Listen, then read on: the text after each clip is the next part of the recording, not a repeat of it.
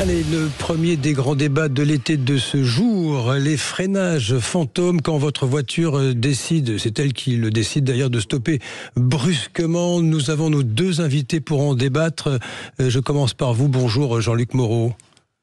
Bonjour. Ça va Jean-Luc? Spécialiste auto. Oui, ça va bien. Présentateur, je le rappelle, de On parle auto tous les samedis de 10h à midi sur Sud Radio. Et j'ai le plaisir de vous accueillir, Johanna Perrache. Bonjour à vous. Bonjour, merci d'aborder ce sujet. Vous êtes une conductrice victime d'un freinage fantôme sur autoroute. Jean-Luc, si vous le permettrez, je dirais honneur aux dames. Johanna Perrache. Oui, je vous en prie. Johanna Perrache, j'aimerais que vous nous racontiez ce qu'il vous est arrivé. Oui, alors c'était le 25 avril dernier, je circulais sur l'autoroute, donc à une vitesse entre 110 et 130 km/h, parce que l'autoroute était en légère montée. Vous étiez à quel endroit?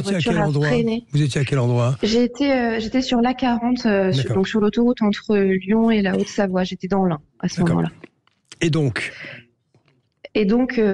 ma voiture a freiné très violemment, sans alerte d'ailleurs, alors qu'il y avait personne devant moi, la météo était bonne, et elle s'est arrêtée, donc elle est passée 110, 130 km/h à zéro ou quasiment zéro en quelques secondes, et suite à ça, la voiture qui était derrière nous a percutés. Et voilà, ça a été un gros accident.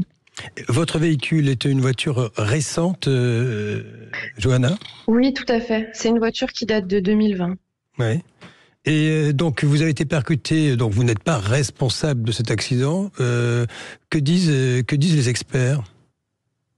Eh bien, pas grand-chose. C'est bien le problème, c'est que déjà, moi, j'aurais aimé qu'il y ait des expertises qui soient faites sur ma voiture. Ça me semblait assez logique compte tenu du contexte. Et en fait, je découvre que c'est très compliqué, que globalement, ça n'intéresse pas les assureurs, parce que ce qui les intéresse, c'est juste de déterminer un responsable, mais le constructeur n'entre pas vraiment là-dedans. Donc, c'est plutôt le conducteur de derrière doit être maître de son véhicule. Oui. Donc, c'est lui qui est mis en responsabilité, et on s'en tient à ça, et le constructeur automobile, donc Peugeot dans mon cas que j'avais contacté, ne m'a pas répondu, donc j'ai mis plus de 3 mois avant d'avoir quelqu'un en ligne qui pouvait m'expliquer la marche à suivre, quoi. Donc vous êtes devenue lanceuse d'alerte dans l'histoire, si j'ai bien compris.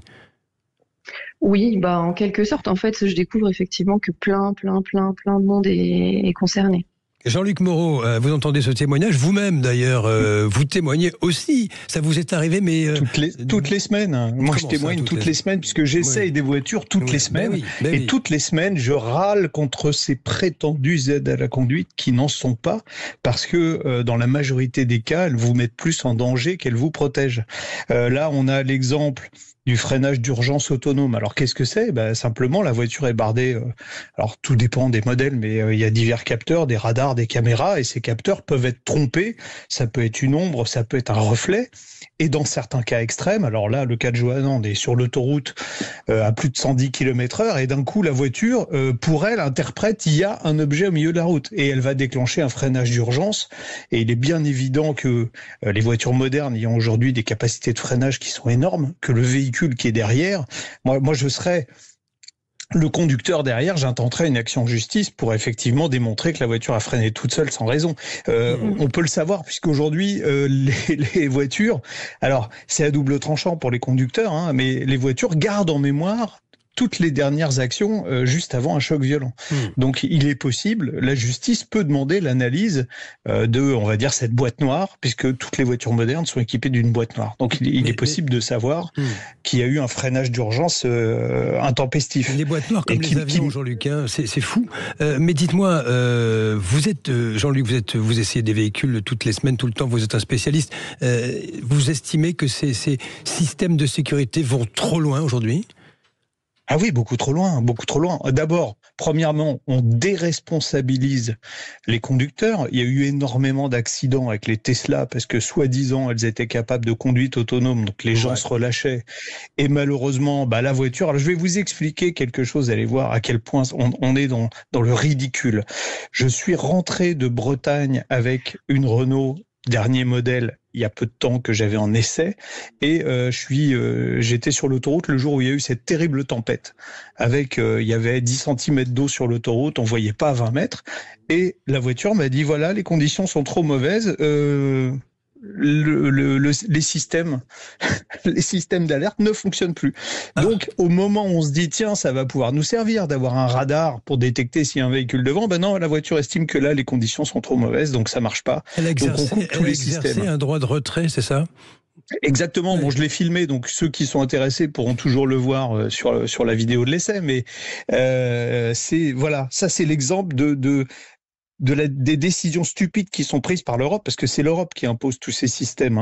Ça s'appelle, alors la dernière norme s'appelle GSR2, qui s'appelle Global Safety Regulation. Elle date de juillet 2024. On va remettre une couche en juillet 2026.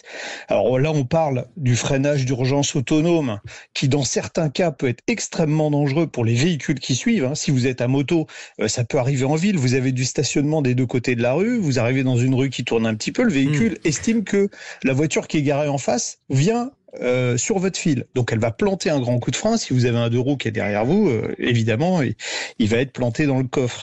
Vous avez le maintien dans la file, qui est un système, même chose. Le maintien dans la file, parfois, va vous corriger la trajectoire, c'est-à-dire qu'il va vous emmener là où vous voulez pas aller. C'est totalement déstabilisant. C'est une forme de résistance à la conduite, ce Mais dispositif. Complètement. Bon, après, je vous parle même pas des systèmes encore plus idiots, l'alerte de survitesse. Alors ça, tous ceux qui vont dire ouais, mais les gens roulent trop vite. Alors l'alerte de survitesse, normalement, est censée émettre un bip à chaque fois que vous dépassez la vitesse limite. Sauf que les capteurs sont jamais fiables à 100%. Il arrive parfois que sur l'autoroute, ça vous indique que c'est limité à 30 ou 50 km/h. Donc, c'est vrai, alors que c'est 130. Vous avez raison. Imaginez si demain, on couple le freinage autonome d'urgence avec l'alerte de survitesse. C'est-à-dire que la voiture dit « Ah ben là, c'est pas 130, c'est 50 » et qu'elle vous plante un coup de frein sur l'autoroute pour cette raison-là. Trop de systèmes de sécurité. Trop de systèmes. Qui rendent la conduite dangereuse. Mais bien sûr. À tel point qu'il y a même des constructeurs, Renault, pour pas les citer, le groupe Renault a mis au point un système qui permet, avec 2 pressions sur un bouton, de neutraliser toutes les aides qu'on avait préprogrammées. C'est-à-dire que vous achetez une voiture, vous payez 2 000 € pour des aides qui sont devenues obligatoires. Survitaminées, obligatoires, mais vous pouvez les désactiver Et vous pouvez les désactiver de 2 pressions. Johanna Perrache, vous avez donc sollicité d'autres personnes qui ont connu votre accident, mésaventures, 300 témoignages, 300 récits. Plus maintenant. Là, vous en êtes à combien maintenant ? Moi, j'en suis à plus de 400. Je pense que je vais être autour de 450. Qu'est-ce que vous faites ? Vous fondez une class action, c'est ça, pour essayer de faire avancer les dossiers ? Dans un premier temps, l'objectif, c'était déjà de recueillir des témoignages. Moi, ce que j'ai voulu savoir au départ, c'est est-ce que je suis la seule, en fait ? Donc, dans ce cas-là, c'est pas un vrai sujet, entre guillemets, et c'est très grave, voilà, mais bon, c'est un cas unique, ou pas. Et j'ai découvert que non, j'étais absolument pas un cas unique. Après, la difficulté, c'est que les causes de ces freinages-là me semblent être différentes, parce que du coup, j'ai pu échanger avec beaucoup de monde et détailler un petit peu tout ce qui se passait. D'ailleurs, dans l'exemple que votre expert est en train de donner, c'est arrivé à des gens que la caméra qui lise notamment les panneaux autour, les panneaux de sortie d'autoroute ou ce genre de choses, adapte la vitesse de véhicules et donc de véhicules qui freinent brutalement aussi pour cette raison-là. Mais donc je pense qu'il y a plusieurs causes possibles. Ça va de un capteur mal calibré à un capteur qui est dysfonctionnel à des bugs électroniques, on ne sait pas trop à quel niveau. Enfin, voilà, il y a plusieurs raisons. Donc pour ça, je pense que c'est difficile de s'unir tous si c'est pas tout à fait le même. Mais qu'est-ce que vous attendez des constructeurs, des autorités concrètement ? Alors déjà de la transparence de la part des constructeurs. Moi, c'est ça qui m'a beaucoup choquée, c'est de voir que on rapporte ça, ce type d'incident, ce type d'événement, et on n'a aucune question du constructeur qui essaye de ne pas répondre tant qu'il lui est possible de ne pas répondre. Vraiment, ça, j'ai trouvé ça extrêmement choquant, et je vois que c'est le cas d'énormément de personnes qui me contactent. Donc pas de réponse du constructeur, ou alors on leur dit que c'est impossible. Parfois en concession, il y a des petites expertises, mais qui n'ont rien à voir avec ce que votre expert évoque quand il parle du calculateur. Effectivement, c'est ça qu'on voudrait. Mais on n'a pas accès à ces expertises-là. Et donc, en fait, rien ne ressort. Les gens conservent leur véhicule. quand ils n'ont pas eu d'accident avec. Oui. Ou alors, ce qu'ils font, dans la plupart des cas, moi, ce qu'on raconte, c'est qu'on les gens vendent leur voiture. Quand ils sont dans des contrats aussi de leasing, des fois, ils payent des milliers d'euros pour se débarrasser de la voiture avant la fin du contrat, et c'est quelqu'un d'autre qui récupère le véhicule, quoi. Oui, et les problèmes qui vont avec. Vous savez, Jean-Luc Moreau, oui. Vous connaissez vous connaissez la radio, il faut conclure. Hein. Bon, on parle auto. Vous savez vers quoi on va s'acheminer, c'est que les gens vont acheter des voitures neuves avec des systèmes qui ne voudront pas, et on peut faire une reprogrammation. Hein. Donc, pour l'instant, c'est illégal, mais il va y avoir ce qui va fleurir sur Internet bientôt, des gens qui vont proposer leurs services pour neutraliser tout ça. C'est-à-dire que vous aurez payé des choses que vous n'avez qu'une envie, qui ne servent à rien. C'est supprimer. Voilà. Qui ne servent à rien. Et dernier mot, du côté du ministère des Transports, il y a une prise de conscience de ce problème ? Oui, alors... non, je pense pas, mais en fait, c'est l'Europe. Hein. Comme on disait tout à l'heure, c'est l'Europe qui impose. Hein. Jean-Luc Moreau dit c'est l'Europe, et Joël Lapérage, qu'est-ce que vous dites, vous ? Ouais, moi je dis que quand même, j'ai eu un entretien avec le ministère en charge des Transports, et j'ai eu un retour hier d'une autre personne qui a eu un problème similaire au mien, qui a été contactée par le ministère des Transports aussi. Donc je pense qu'ils s'y intéressent. Alors j'ai un doute sur ce qu'ils vont pouvoir faire, ça j'en sais rien. Par contre, il y a un intérêt qui me semble désormais réel de leur part. Allez, merci à tous les deux. Joanne Lapérage, je rappelle que vous avez été victime d'un freinage fantôme sur autoroute. Vous avez constitué une sorte de groupe d'action. Jean-Luc Moreau, on vous retrouve tous les samedis de 10h à midi sur Sud Radio. On parle auto avec vous, hein, et ce sera à la rentrée. Vous êtes prêts, hein ? Et ce sera à la rentrée le 6. L'émission de rentrée, c'est le 6 septembre. Ah ben c'est super. Bon, écoutez, faites gaffe quand même sur l'autoroute, hein, avec vous débranchez tout ça et tout ira bien. Merci à tous les deux. Dans un instant, notre deuxième grand débat concernant la construction des nouvelles piscines en période de canicule. Sud Radio. Sud Radio. Parlons vrai. Parlons vrai. Sud Radio. Parlons vrai. Jean-François Aquili. 9h21 sur Sud Radio. Face à la sécheresse, faut-il interdire la construction de nouvelles piscines privées sur notre territoire? Avant d'accueillir notre invité ce matin, tout de suite, des précisions avec vous sur cette question qui est importante, Albin Texera. Oui, face aux sécheresses à répétition et aux épisodes de restrictions d'eau, certaines communes françaises prennent des mesures drastiques pour limiter en fait la construction et l'usage des piscines privées. Alors gel des permis de construire, limitation de la taille des bassins, obligation de couverture ou des systèmes de récupération de pluie. Les municipalités concernées, notamment dans des départements comme l'Ille-et-Vilaine ou le Var, veulent préserver la ressource en eau et adapter leur territoire à cette nouvelle réalité climatique. Car oui, la France possède le plus grand parc de piscines privées d'Europe. J'étais un peu choqué du nombre. On compte 3,6 millions de bassins recensés en France. Mais les professionnels du secteur, eux, contestent ces mesures. Ils rappellent que la taille des piscines a diminué au fil des années et que la consommation d'eau reste limitée. Les bassins peuvent également constituer des points d'eau précieux pour les pompiers en cas d'incendie, comme l'ont montré plusieurs interventions cet été durant les incendies de forêt dans l'Aude et en Provence. Et nous sommes en ligne avec vous. Bonjour Stéphane Figueroa. Bonjour. Bonjour à vous. Vous êtes président de la Fédération des professionnels de la piscine et du spa. C'est pas la première fois qu'on entend ces arguments sur c'est la sécheresse, il faut en finir avec ces piscines privées, il y a trop de gaspillage. Que répondez-vous à ça ? Alors, je dis que c'est un joli coup médiatique, mais quand on parle de gaspillage, déjà, les piscines, elles fuient pas. Donc, une fois qu'on a rempli sa piscine, la piscine, l'eau, on la garde, il faut la couvrir et on l'utilise toute l'année, sa piscine. Donc, on trouve que c'est un faux procès. C'est facile de taper sur les piscines. Oui. Comment est-ce que vous expliquez ? Ça plaît aux Français. On est le premier marché européen. On emploie 60 000 personnes. On ne demande pas d'aide. On a du travail. On a un métier qui fonctionne au niveau industriel en France, où on est les plus belles sociétés sur le secteur en Europe. Et on voit que c'est notre secteur, c'est notre marché qui est le plus embêté. Alors pourquoi ? On ne sait pas. Comment vous expliquez cet engouement national français pour les piscines ? J'ai lu que nous étions même au troisième, je ne sais pas si c'est réel, troisième niveau mondial derrière les États-Unis et le Brésil. Comment l'expliquer ? Alors, les Français aiment bien avoir leur maison principale, et dans leur maison principale, leur jardin, ils veulent une piscine. Une piscine, comme ils ont un barbecue, comme ils ont une cuisine extérieure. Une piscine apporte beaucoup d'avantages. C'est un point d'eau quand il y a les fortes chaleurs, surtout en ce moment. C'est l'apprentissage de l'aisance aquatique, et c'est passer de bons moments en famille dans son jardin. Donc, tout le monde était content pendant le Covid d'avoir une piscine, de dire c'est bien, on peut profiter de son jardin. Et 2 ans après, on nous fait un faux procès sur notre secteur. Vous dites faux procès? Parce qu'en fait, je dis faux procès parce qu'il n'y a pas de communication avec le gouvernement, il n'y a pas de discussion avec les mairies.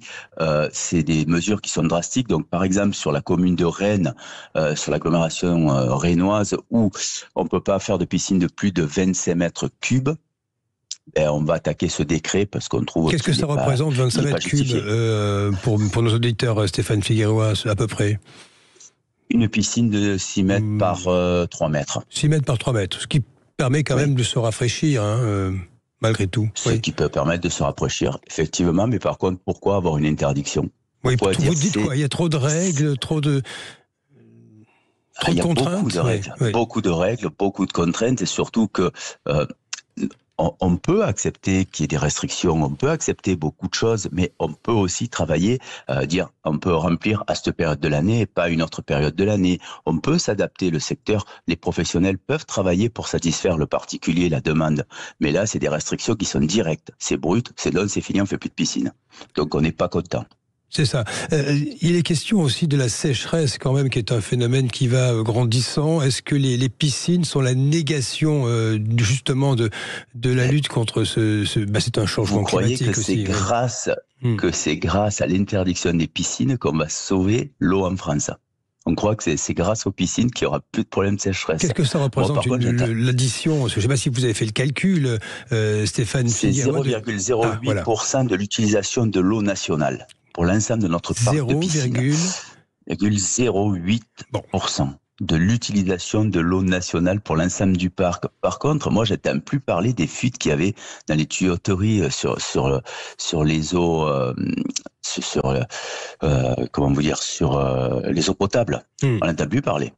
Là, on nous dit, on va faire des restrictions à Rennes, on va faire des restrictions sur les piscines, mais par contre, le réseau d'eau, il est super à Rennes, il est à 100%, on n'a aucun souci, on n'a aucune fuite. Là, on ne parle plus d'investissement, on ne parle plus, est-ce qu'on les a résolus? Non, on parle pour les piscines. Donc c'est ce qui nous gêne un peu au niveau du secteur. Que diriez-vous donc vous dites, elles ne sont pas un gouffre en matière de consommation d'eau, vous battez en brèche cet argument qu'on entend souvent, ça fait des années qu'on entend cet argument, Stéphane Figueroa. Et on préconise de mettre des couvertures, on préconise d'aller faire analyser son eau chez un professionnel pour surtout ne pas vider son eau et la conserver. Donc au final, une fois qu'il y a eu un appoint d'eau sur une piscine qui fait 30 mètres cubes, on va la garder son eau et on va en profiter, il y aura beaucoup d'avantages. Parce que ceux qui vident leur piscine l'hiver, Stéphane Figueroa, c'est peut-être une erreur, non? Il faut mieux conserver l'eau et la traiter, même légèrement. Ça ne consomme pas tant d'électricité que cela, avec des pompes, etc. Vider l'eau est une hérésie, en fait. Ou la laisser tourner pour la traiter massivement et donc la changer à chaque fois le printemps. Et beaucoup de gens font ça, c'est une faute. Alors, c'est une faute, c'est, je pense, de mauvaises habitudes. La fédération a fait un spot publicitaire, la fédération transmet des documents à chaque nouvelle piscine qui est faite pour dire attention, ne videz pas votre piscine, faites entretenir votre piscine par un professionnel pour conserver votre eau. Parce que ça, il ne faut pas le faire. On préconise de mettre une couverture également, vous évitez 95% de l'évaporation de l'eau de la piscine. Stéphane Figueroa, expliquez-nous, selon vous, pourquoi les piscines se retrouvent soudainement, et c'est pas la première fois, je le répète, dans le collimateur bien des pouvoirs publics, parce qu'au fond, il y a des décisions qui sont prises de restriction. Oui. Je pense que la piscine est visible, la piscine fonctionne bien, c'est un secteur qui tourne et on voit l'eau. Dans d'autres secteurs, on voit pas l'utilisation de l'eau. Nous, l'eau est conservée, elle est bleue, elle est jolie. Donc on se dit le problème vient des piscines, mais alors que c'est un faux problème. Vous pensez que la piscine, au regard d'une certaine partie du public, de l'opinion, symbolise une forme de, comment dirais-je, de richesse? Oui, allez-y. Alors c'est un argument qu'on nous nous met en avant. Il faut savoir que les piscines, elles sont faites par la dernière étude que nous avons faite l'année dernière. Ce sont des couples qui ont un revenu de 3 000 € mensuels net par mois, qui sont les consommateurs de piscine. Donc, quand on parle de richesse, une piscine qui fait 6 mètres par 3 mètres, qui représente un coût autour, tout équipé, des 20 000 €. Bon, est-ce que c'est ça une richesse? Je ne sais pas. Par contre, ça donne une valeur au patrimoine, à son patrimoine immobilier, et il y a beaucoup d'avantages à côté. Pour finir, et pour conclure avec vous, Stéphane Figueroa, j'entends un peu de désarroi quand même dans votre voix. Hein. Vous êtes agacé par tout ça. Oui, parce que on a un secteur qui fonctionne, on emploie 60 000 personnes et on trouve que c'est un faux problème et c'est très triste qu'on s'en prenne à un secteur de la sorte. Alors qu'il y a 2 ans, il était plébiscité pour le travail que nous avions fait pendant le Covid. Allez, message qui est passé sur l'antenne de Sud Radio avec vous, Stéphane Figueroa. Merci, président. Merci à vous. Je vous en prie, de la Fédération des professionnels de la piscine et du spa. Que dites-vous de ce débat autour de oui ou non autoriser ou interdire la construction de nouvelles piscines privées? 0826 300 300